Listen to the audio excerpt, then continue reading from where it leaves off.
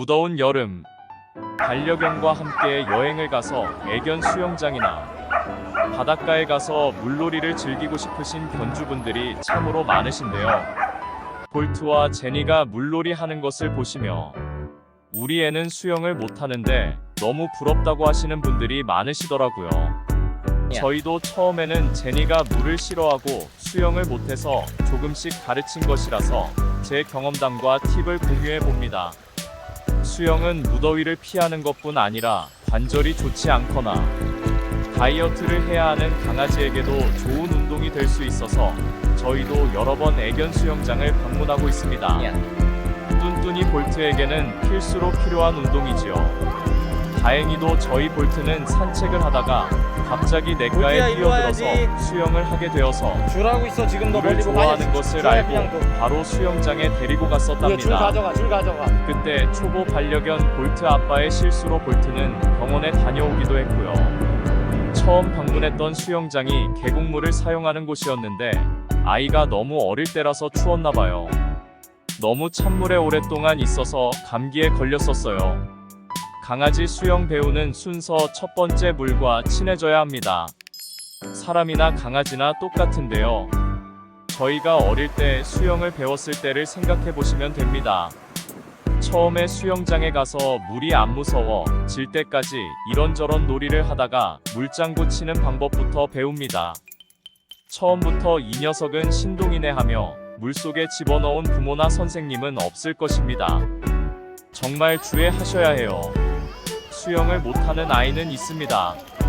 저도 반려동물 수영장에서 아이들이 볼트야, 일로 사고로 와야지. 무지개 다리를 건넜다는 얘기를 줄하고 있어. 꽤 지금 너 많이 멀리 보고 들었습니다. 줘야 그냥 둬. 하지만 신체 구조상 배우는 이거 줄 것이 가져가, 어렵지 줄 가져가. 않으니 조금만 줄 노력하시면 가져가, 됩니다. 아니야, 이거 줄 가져. 애견 수영장에 온 첫날 다른 아이들은 노는데 우리 애는 물에 안 들어가네요.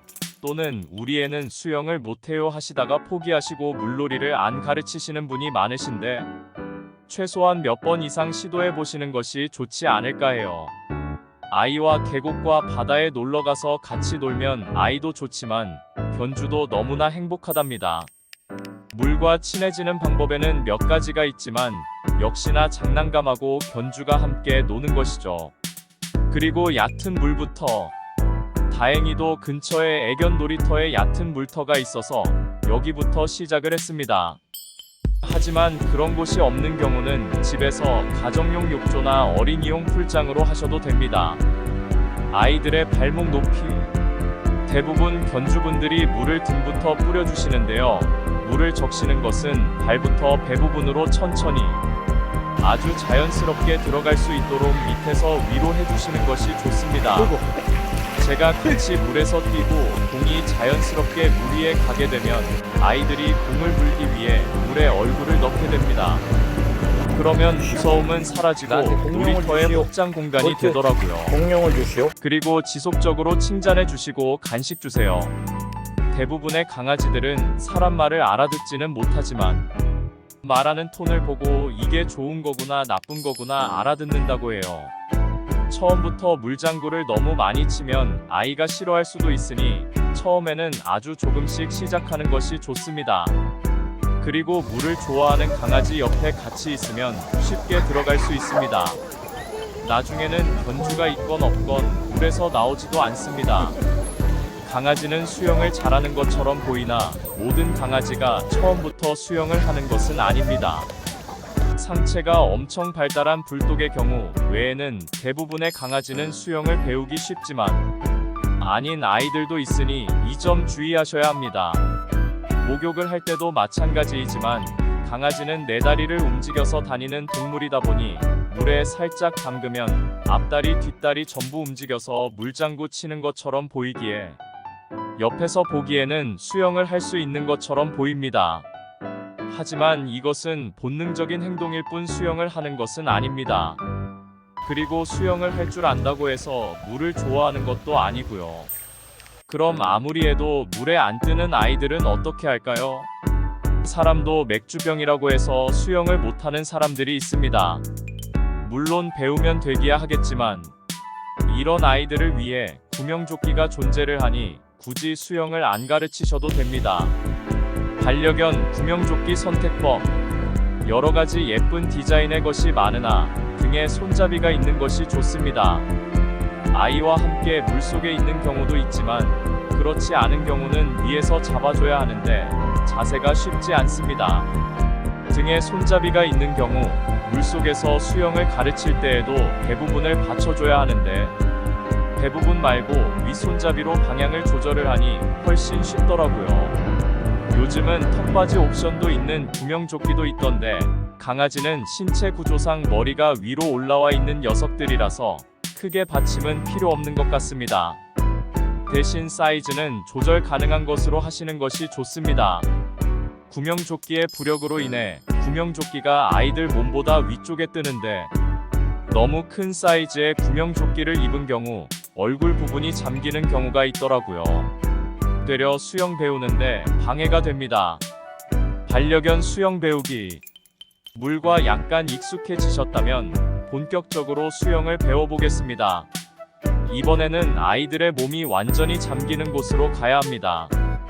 아이들이 수영할 때 배 부분을 잡아줄 수 있고 아이와 눈높이를 할 수 있는 곳이 좋으니 견주의 허리 부분 정도까지 물이 차는 곳이 수영을 가르치기에는 좋은 것 같습니다. 그리고 바다나 계곡보다는 수영장이 좋습니다. 하지만 물과 친해지기에는 바다나 계곡이 수영장보다는 좋습니다. 산책하면서 자연스럽게 들어가게 되거든요. 바다에서는 파도 때문에 계곡은 유속이 있어서 아이들이 수영을 배우기가 쉽지 않습니다. 수영 배우기 시작. 아이를 안고 적당한 깊이까지 들어가 줍니다. 강아지의 몸통을 잡은 상태에서 물이 닿으면 자동으로 네 발을 움직이게 됩니다. 그렇게 자연스럽게 물장구를 치게 되면 몸통을 잡았던 손을 아랫배 쪽으로 옮기면서 편하게 물 위에 떠 있을 수 있도록 보조해 줍니다. 너무나 힘을 줄이면 아이가 무서워할 수 있으니 물 위에 살짝 떠 있는 것을 보조하는 정도면 충분합니다. 그렇게 수영 연습을 해줍니다. 전문가분들의 의견으로는 한 번 수영에 10분을 넘지 말라고 하시더라고요. 아무래도 체력 소모가 많다 보니 아이에게 너무 무리가 갈 수 있다고 해서요. 그렇게 몇 번 연습을 하시고는 나와서 간식 주고 충분한 휴식을 취해줍니다. 먹는 거 체할까봐 간식 안 주시는 분들도 있으신데요. 체력 소모가 심해서 진짜 운동 후에는 엄청 잘 먹습니다. 그리고 꼭 깨끗한 물을 비치해주세요. 아이들이 수영 후에 물을 굉장히 많이 마시는데 없으면 수영장 물을 마십니다. 이 과정을 아이가 익숙해질 때까지 반복을 해주시면 됩니다. 그리고 아이가 혼자서 쉽게 떠오르겠다고 하실 때 아랫배를 받친 손에 힘을 살짝 빼보세요. 자연스럽게 앞으로 나아갑니다. 하지만 절대 혼자 두지는 마세요. 옆에서 보시다가 아이가 조금 힘들어하는 것 같으면 다시 아랫배를 받쳐주세요. 어느 정도 익숙해지면 아이를 데리고 수영장 안쪽으로 들어가서 출구, 바깥쪽으로 몇 번 코스를 반복해주면 자연스럽게 본인이 원할 때 나갈 수 있다는 것을 알아서 더 편안해집니다. 마지막 최종의 과정은 본인이 완벽히 익숙해져서 제가 혼자 물에 들어가 있어도 본인이 알아서 들어오는 건데요. 보통 반려견들은 충성심이라는 것이 있어서 대부분 따라서 들어온다고 해요. 심지어 제가 허우적대면 저를 구하기 위해 들어온다고도 하는데 볼트는 제가 수영을 할 줄 안다고 생각을 하는 건지 허우적해봤지만 빤히 쳐다만 봅니다. 요 과정이 익숙해지고 나면 알아서 드나듭니다.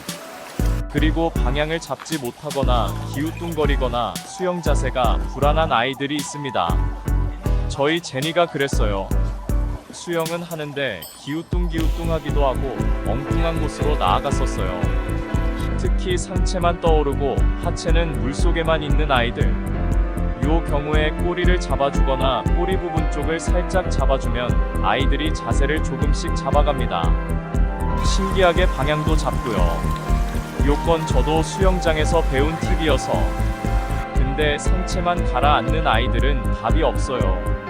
제가 요런 불독 아이들을 몇 번 봤었는데 그냥 구명조끼를 입히시는 것이 아이가 1000번 거릴수록 물만 더 싫어하게 됩니다. 수영을 가르치면서 가장 중요한 것이 안전입니다. 아무리 수영을 잘하는 아이라도 출구를 못 찾거나 탈진으로 인해 아이가 움직이지 못하는 경우가 생길 수 있으니 아이가 물에 들어가 있을 때는 항상 견주가 지켜봐 주세요. 특히 애들이 물속에서 나오기 쉬운 계단이나 출구가 있는지, 그리고 나갈 수 있는지 꼭 미리 확인해 주세요. 전에 한번 방문했던 수영장은 아이가 들어갈 수는 있는데 혼자서 나올 수가 아이고, 없다 잘해. 보니 너무나 신경 쓰이더라고요. 힘들어 이제 올라가. 보통 조립식 풀장의 경우가 이런 곳이 있어요. 그리고 나오는 계단의 간격과 높이, 그리고 날카로운지 아닌지도 보셔야 해요. 물에 젖은 아이들은 아무래도 몸을 살짝 대면서 발을 짚고 올라오는데 아이들이 다칠 수가 있습니다. 수영장 물의 온도 중요합니다. 반려견의 경우 본인이 즐거우면 물에서 나올 생각을 안 하는데요.